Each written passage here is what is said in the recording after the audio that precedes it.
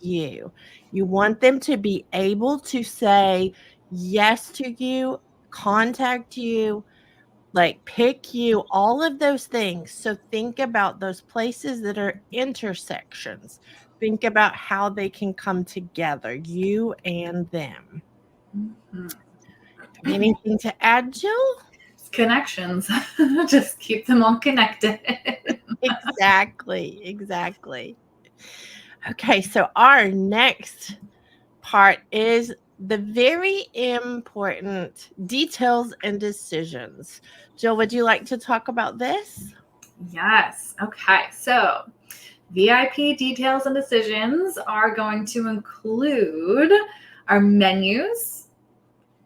We recommend 5 across or less so you don't clutter things, but then drop down sidebars. Are there other things? And we'll talk more about that too. Titles, simple, specific, and catchy.